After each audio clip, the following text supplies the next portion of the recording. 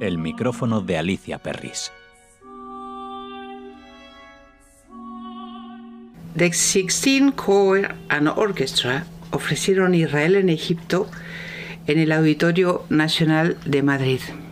Dirigidos por su fundador, Harry Christophers, CNDM Universo Barroco. Cantad al Señor, porque ha triunfado con gloria. El Señor reinará por los siglos de los siglos.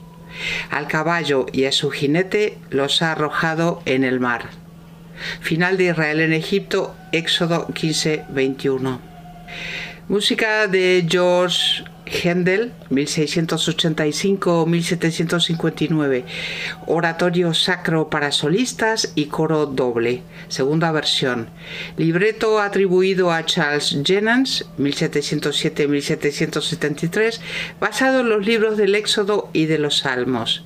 Estrenado el 4 de abril de 1739 en el King's Theatre de Haymarket, en Londres. Un placer nuevamente, oyentes de Radio Sefarad. Mi espiritual saludo para todos desde el micrófono de Alicia Perris en estas fechas de celebración religiosa de Pascua. Ha sido muy inteligente y sensible la propuesta del Auditorio Nacional de Madrid, Universo Barroco, de ofrecer en tiempos fronterizos de la Semana Santa cristiana y la celebración de Pesaj para la comunidad judía española, un oratorio de Händel, Israel en Egipto, cuya versión completa ya emitió Radio Sefarad y sigue disponible. Más bien intentaremos acercar al oyente al pensamiento de que la música adecuada en determinadas celebraciones puede contribuir a cierto sincretismo religioso, civilizado y solidario, favorable al entendimiento y la convivencia entre distintos pueblos. De hecho, el sentido texto que desarrolla la partitura händeliana se puede referir perfectamente al cristianismo o al judaísmo porque hace referencia a la palabra del libro. En este micrófono de Alicia Perris contaremos las vivencias de este concierto tan afín a las tradiciones de las dos confesiones del libro, sin intentar, sin embargo, adentrarnos en el tema estrictamente religioso, muy bien tratado en esta emisora por especialistas de gran calado muchas veces. The Sixteen, coro y orquesta, fue invitado a ilustrar en Madrid esta propuesta. Se trata de un coro británico especializado en música renacentista y barroca, fundado por Harry Christophers en 1977. Son conocidos sobre todo por sus interpretaciones de polifonía de compositores ingleses. Sus componentes proceden en su mayoría de los coros de la Universidad de Oxford y Universidad de Cambridge. El coro tiene su propia orquesta llamada The Symphony of Harmony and Invention y en ocasiones también The Sixteen Orchestra. Desde el año 2001, el grupo posee su propia compañía discográfica llamada Coro, con la que lanzan sus nuevos discos y reeditan sus antiguas grabaciones procedentes del desaparecido sello Collins Classics. The Sixteen aparece regularmente en una serie de televisión de la BBC llamada Sacred Music. Visitan regularmente las principales salas de concierto y están presentes en todos los festivales de América, Asia, Europa y otros lugares del mundo.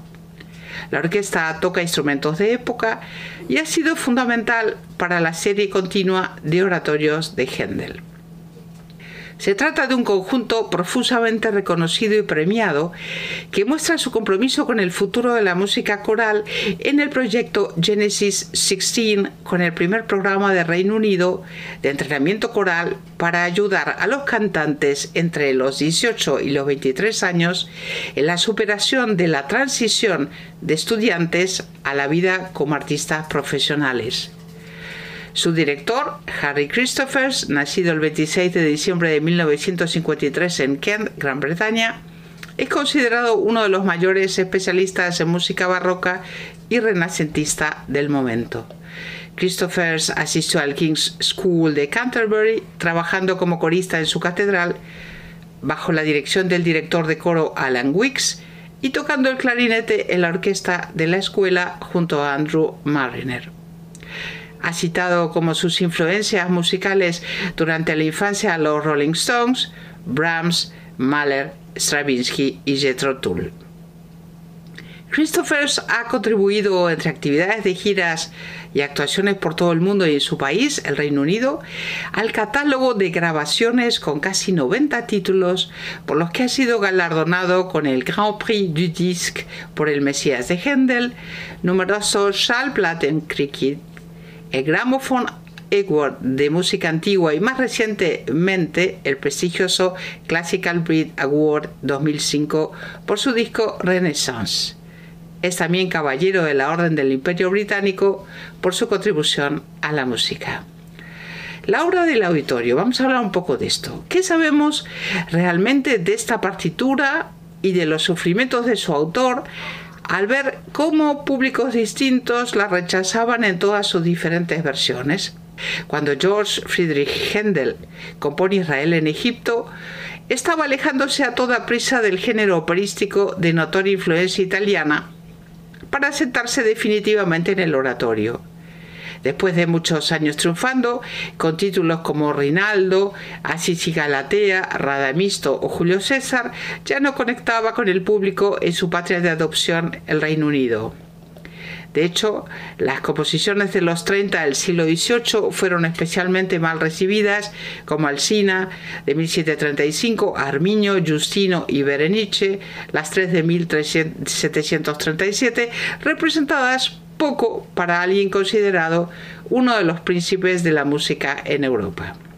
Händel, debilitado por la enfermedad y su mala situación económica, debió pensar qué estaba sucediendo y dónde habían quedado, como escribía el poeta francés François Villon, Las nieves de antaño, su antigua gloria y reconocimiento.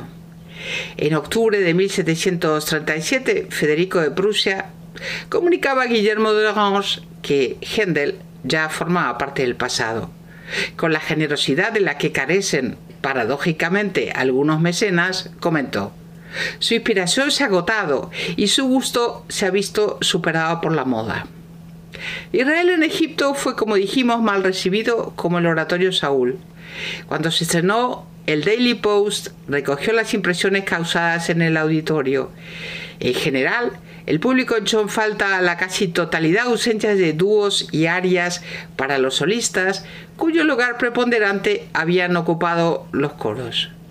Pasados los siglos y las pasiones, Sansón, Judas Macabeo, o todos miembros de un enorme elenco bíblico y religioso, y también Israel en Egipto, se clasifican entre las más relevantes partituras de Händel. De hecho, Israel en Egipto marca la ruta para el futuro Mesías, con su rico lenguaje armónico y la originalidad en la concepción de las fugas, su fantástica textura sonora y la recolocación en la escena de la escritura coral, dependiente en gran medida hasta ese momento del capricho y lucimiento de los solistas.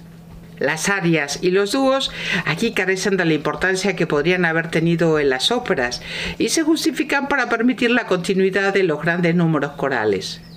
Y además, buena parte de su música provenía de anteriores composiciones, algunas propias, otras ajenas, porque Händel reciclaba. Hay dudas de qué versión presentar ahora, pero los Sixteen escogieron una con 39 números, dividida en dos partes, la primera de 16 titulada El Éxodo y la segunda con el resto de secuencias llamada El Cántico de Moisés. Vamos a hablar ahora un poco del concierto. Aunque el aforo no estuviera lleno total, seguramente por las vacaciones escolares, el público presente ofreció un aplauso compacto y entusiasta a las formaciones que dirigió Harry Walters. Harry Christophers. La convocatoria no ofrecía dudas sobre el resultado, tampoco los a priori del equipo, que daba vida a una música espiritual, recogida, pero con reseñables momentos de brillantez y esplendor. El coro de The Sixteen es de primera categoría, un lujo de participantes, tratamiento del trabajo en grupo como un proyecto común y solidario que termina en un enorme éxito para todos y cada uno de los que hacen la velada. pura tradición y quintaesencia Oxbridge. En realidad, muchos de ellos tenían una exhibición particular, pero se trata de una partitura y de una formación sobre todo coral, como destacamos en lo instrumental y también en lo vocal. Gran afinación del conjunto entero, menos clara en algunos casos de los solistas, belleza y elegancia en el fraseo, la expresividad y una dicción perfecta, como era de esperar en intérpretes ingleses en su propia lengua. El maestro Christophers tiene una especial sensibilidad para este tipo de dirección, el mismo músico de amplio espectro. Una imagen contenida, pero franca y dandy desde el podio, desde donde acompañó en su conjunto canturreando Boca Chiusa, y a los solistas y finalmente al público en los saludos, orientándose hacia todos los lugares del auditorio, polivalente y complejo, difícil en lo espacial. La conexión entre las voces y los instrumentos no pudo ser más perfecta, como un delicado mecanismo de relojería. En la orquesta destacó el sonido clarísimo y fácilmente identificable de los violines con Sarah Sexton, la concertino, al frente.